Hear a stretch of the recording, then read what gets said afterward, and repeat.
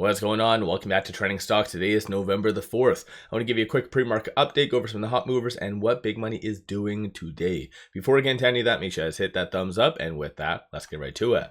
So starting off, as far as data points, not a lot coming out, so nothing really to disrupt the broader market. Rather, people are still going to be speculating on what is coming out tomorrow, so elections as well as companies unveiling the earnings, but today should be more of a volatile day, and just like I said, because of those 2 points, and you kind of see the futures pulling back slightly. So Nasdaq down 0.19, S&P down 0.03, Dow is down 0.1, and people's appetite for risk appears as though it just went out the window.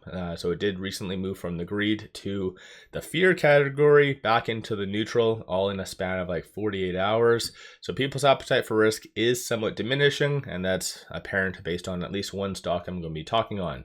Starting off though with Sofi, it is just piggybacking off the broader market, so down 1.18%. A lot of that has to do with its own technicals as well, and shorts are going to play a very big part in this week. 16.62% of the free float is being shorted, works it to be 176.88 million shares. So I do anticipate shorts to be rather active. So once again, that's something to keep in mind. Aside from that, with it at $10.93, it is trading between this pivot and this R1. So 10.83 is going to be a key support to watch for, because if it does break below that, then this is where it could pull back. And 10.30 is that kind of pivot point based on the Elliott wave technicals that I brought up in my Sofi dedicated video yesterday. So if it does break below that, then it's going to be more of a kind of swifter pullback essentially. So just watch for 10.83. On the flip side, 11.28 and 11.55 are going to be the next strong resistance / targets for Sofi. Moving on to Intel, it is down slightly, 1.47%. Couple things. One is just profit taking from their green day on Friday, up 7.81% due to their earnings. As well, after hours on Friday, this was announced. So NVDA is replacing Intel after 25 years of being on the Dow Jones.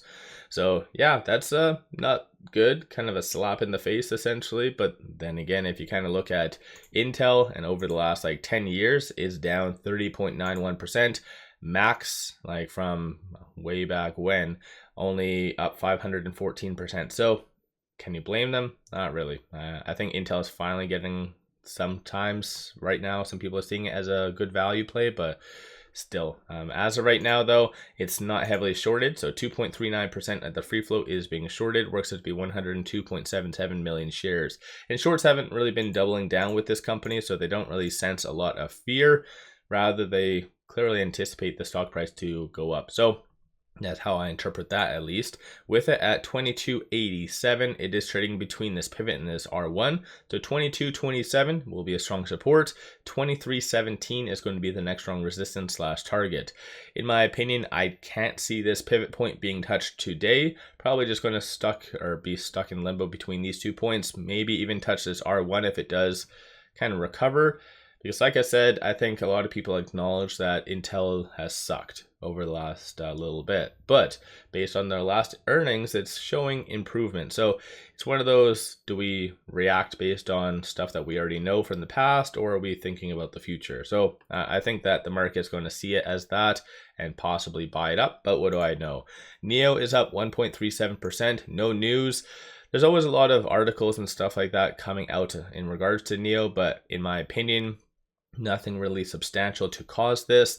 And this is kind of becoming a norm for NIO, where it's green pre-market, but as soon as the market does physically open, it just tanks. So of course that does mean that a lot of that is correlated with options. So people who have puts, for instance, want to try to bring NIO down, and it is very heavily shorted and manipulated. So 14.33% of the free float is being shorted, works out to be 191.33 million shares.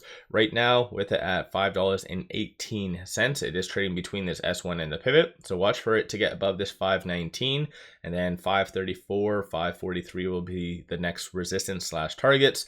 Flip side, let's say it does pull back once the market does open, just watch for 504 and then $4.95. So once again, take that into consideration.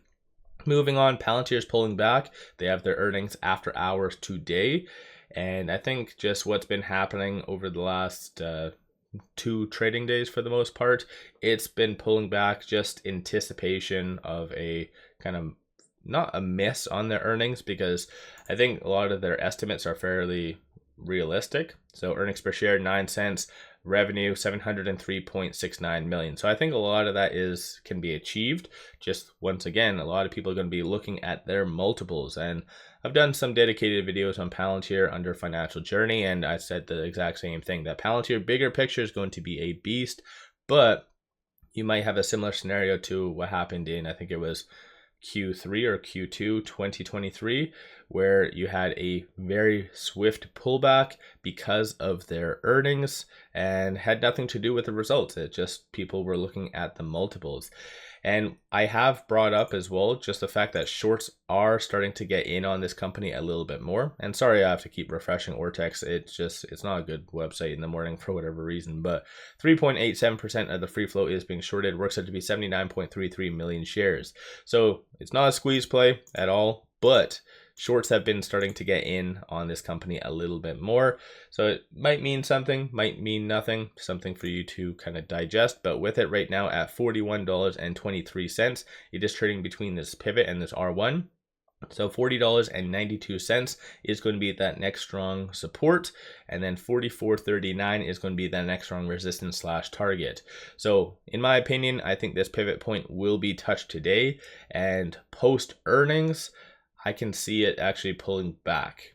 So I'm kind of in the camp where I feel that the multiple is just rather too high. Nothing wrong with the fundamental business itself. It's a beast, like I've stated, but I think it will have a pullback associated to that. And then finally, last but not least, DJT. So this is very correlated with this right here. So people's appetite for risk isn't necessarily there. And so this is why you've seen a very swift pullback from its highs of like 50 something dollars. So kind of crazy of a pullback. And it is somewhat heavily shorted. So 24.72% of the free float is being shorted. Works to be 15.9 million shares overall are being shorted. If you are looking at trading it though, right now with that 28 and change, it is trading between this S3 and this S2. So 25.77 is going to be that next strong support. Flip side, 29.64 is going to be the next strong target / resistance, and then that's followed by 32, 35, and so forth. One thing as well that's affecting DJT, of course, is the election coming out tomorrow. So yeah, that'll be a fun old time. If Trump does win, it'll be very interesting to see what does happen with the stock price, whether it's kind of moons or whatever else.